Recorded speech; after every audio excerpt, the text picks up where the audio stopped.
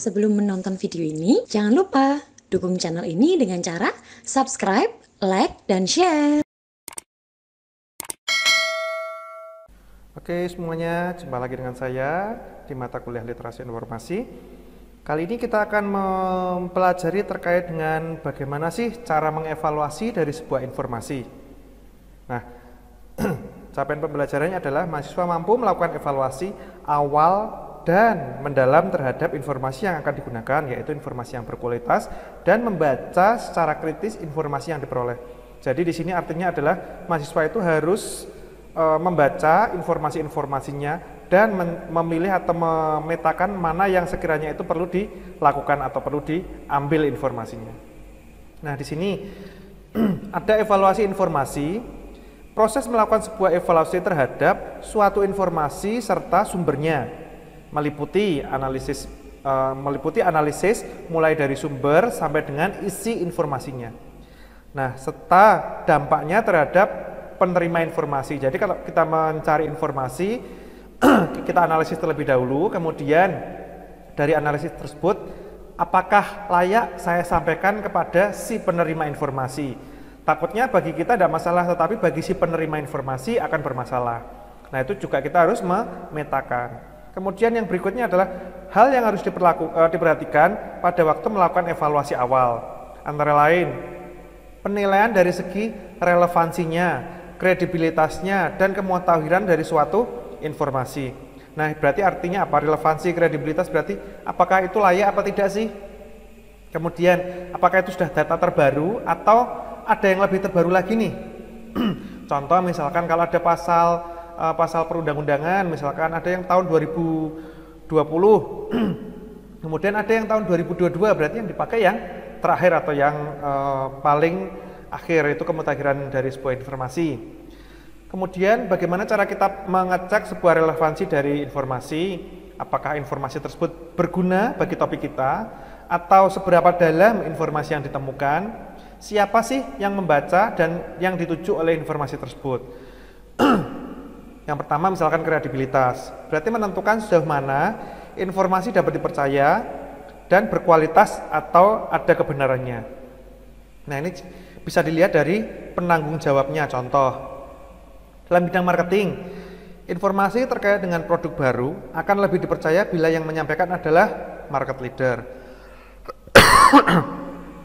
Apabila sebuah informasi makin banyak, yaitu tahapan-tahapan atau step by stepnya itu semakin banyak yang harus dilalui, maka semakin dapat dipertanggungjawabkan oleh si publikasi tersebut. Contoh tadi ada penulis, ada editor, ada mitra bestari, ada pembimbing, dan berikutnya. Kemudian contoh ini di sini nih. Bagaimana kualitas tulisan di blog yang tidak ada lembaga penerbitnya, tidak ada editornya, apalagi sampai dengan peer review-nya atau tinjauan oleh pakar. Nah, berarti kan itu hanya bisa dipertanggungjawabkan oleh si pembuat blognya saja, tetapi tidak bisa dipertanggungjawabkan oleh semua pihak. Tidak ada editor, hanya penulis saja ya. Tidak ada editor, tidak ada reviewer, tidak ada yang berkompeten yang lain. Dari sisi pemanfaatan atau keterpakaiannya, berapa banyak yang diacu, citasi indeksnya, impact faktornya yang ditunjukkan dari rata-rata kutipan terhadap artikel terbaru yang dipublikasikan dalam jumlah tersebut. Contoh penanggung jawab, sejauh mana orang atau lembaga yang menciptakan karya, menerbitkan dan mensponsori karya itu memiliki hak dan kemampuan untuk memproduksi sebuah informasi. Motivasi bisnis, politik, ataupun motivasi yang lain di balik proses penciptaan karya dapat mengurangi kredibilitas suatu sumber informasi. Maksudnya kita ikut berpolitik, kita ikut berbisnis. Nah, kalau misalkan kita cocoknya misalkan di karya A, kalau kita sudah ditawari karya yang B, pasti kita lebih condong ke karya yang A. Nah, bagaimana si B itu tadi mempresentasikan hasil karyanya supaya lebih menarik. Kredibilitas seseorang pencipta dapat dinilai melalui biografinya, terutama latar belakang pendidikan, karir, karya, serta penghargaan yang pernah diterima oleh si pemberi materi atau pemberi informasi. Latar belakang dan kualitas penulis dapat dilihat dari Directory of Published Writer, yaitu di www.writers.net. Dan situs-situs organisasi tempat penulis tersebut ada di universitas ataupun lembaga riset. Jadi pastikan itu mempunyai naungan atau payung yang jelas. Kalau universitasnya jelas. Kalau lembaga riset, misalkan risetnya juga jelas, bukan riset yang yang belum bisa dipertanggungjawabkan. Nah, bagaimana cara mencari panduan penilaian kredibilitas karya? Kualitas dan latar belakang penciptaan karya sesuaikah dengan karya yang dibuat? Dengan organisasi apa pencipta tersebut bergabung? Apakah orang lain, misalkan dosen, rekan kerja yang mengetahui karya tersebut?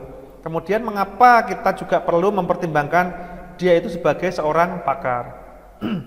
Misalkan pakar itu pakar kedokteran atau pakar hukum, nah itu juga dipastikan apakah dia itu memang benar-benar sebagai pakar atau hanya tidak punya kredibilitas dari pakar tersebut. Nah itu juga harus diperhatikan.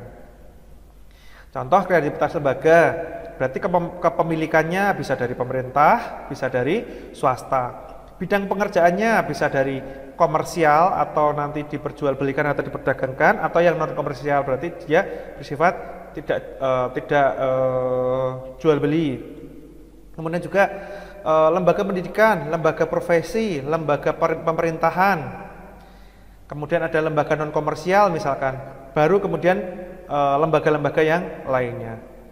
Nah, ketika kita menentukan kredibilitas lembaga, pastikan menanyakan terlebih dahulu tujuan organisasi tersebut, cari tahu apakah mereka berusaha menjual sesuatu, berarti ada yang dijual beli enggak, kemudian untuk kepentingan siapa karya yang dibuat tadi.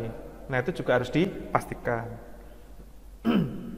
Contoh ada domain URL, bidang ilmunya misalkan ada profesi umum memiliki asosiasi, berarti FDGI atau Federal Dokter Gigi Indonesia, berarti kan ini sebuah forum dokter gigi yang ada di Indonesia yang ikut forum tersebut. Misalkan kalau jenis lembaga yang dapat dilihat dari domain URL-nya ada .edu, berarti .edukasi ya, atau .ac atau akademik, berarti itu berarti di lembaga kependidikan. Kalau .gov, GOV gitu berarti lembaga pemerintahan atau government ya. Kemudian ada .com berarti lembaga komersial, berarti itu belum tentu belum tentu valid, nanti tinggal dicek dulu .com-nya itu .com seperti apa sih. Kemudian ada .net berarti ada internet service provider, itu berarti juga dicek apakah itu benefit atau tidak. Kemudian ada .org atau organisasi, berarti yang bersifat non komersil. Nah itu kira-kira untuk domain URL.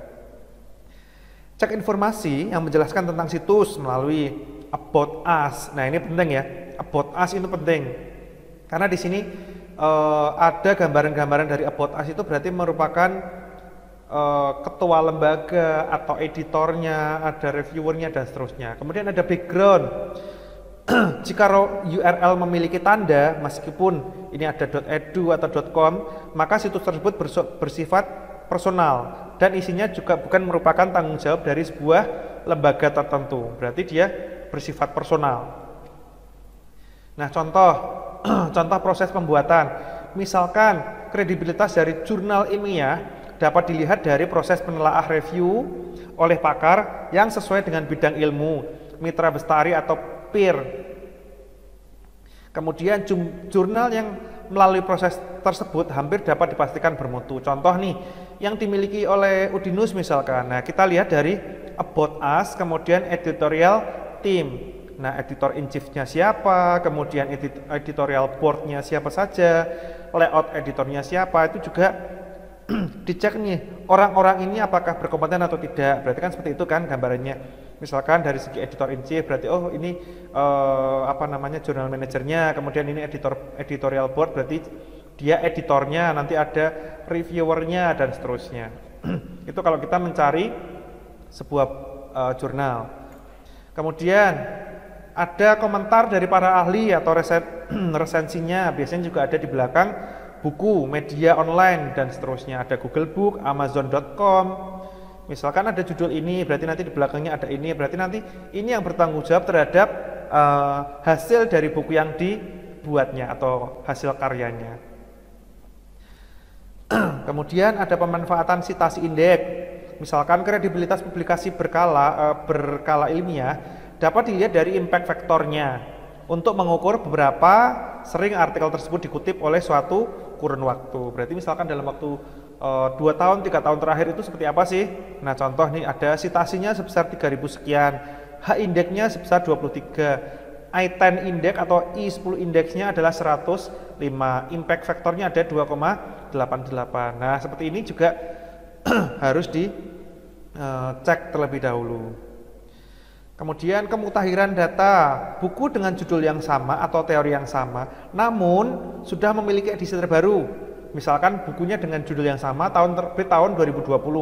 Sekarang 2022 juga ada judul yang sama, pengarangnya sama, publishernya sama, tetapi terbit tahun 2022. Maka kutiplah dari sumber yang paling baru.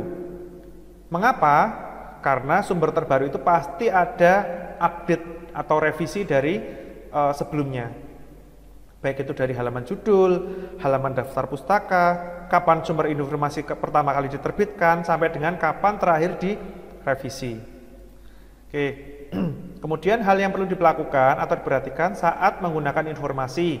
Saat menggunakan informasi antara lain sejauh mana informasi yang disajikan itu relevan. Sejauh mana juga informasi akurat. Jadi dicek apakah informasi itu layak atau tidak, baik atau tidak, berguna atau tidak. Kemudian sejauh mana karya tersebut objektif. Nah, berarti kan bersifat publik ya, bukan ke subjektif atau ke golongan atau orang tertentu. Jadi ketika karya itu dibuat, paling tidak seberapa objektifnya juga kita cek. Sejauh mana kemutahiran data atau informasi tersebut, jadi kemutahiran data itu juga seberapa jauh sih kita lihat kayak seperti itu ya. Kemudian sejauh mana kelengkapan, kedalaman sebuah informasi, sejauh mana juga dampak informasi tersebut untuk masyarakat, untuk organisasi tertentu, ataupun mungkin untuk yang lainnya. Sejauh mana metodologi penelitian dari informasi tersebut. Berarti ada metodologinya itu sejauh mana sih dikembangkan, apakah hanya sampai 3 tahap pertama, atau mungkin sampai 6 tahap pertama, atau mungkin seluruh tahapnya sudah dilakukan. Nah, itu kan juga harus dipertanyakan atau harus dianalisis terlebih dahulu. Nah, tugas menganalisis seperti ini adalah tugas teman-teman semuanya sebagai pengelola dari sebuah informasi atau pengolah sebuah informasi. Jadi pastikan informasi-informasi ini tadi harus dipahami oleh teman-teman semuanya supaya nanti ketika kita mengolah, ketika ada informasi masuk, kita harus mengolah secara kritis. Pastikan itu jalan. Nah, kira-kira itu dulu yang dapat saya sampaikan. Mungkin kita ketemu lagi di pertemuan berikutnya dengan membahas terkait dengan hal-hal baru berikutnya. Oke, terima kasih atas perhatian teman-teman semuanya. Sampai ketemu lagi di pertemuan berikutnya. Thanks for watching.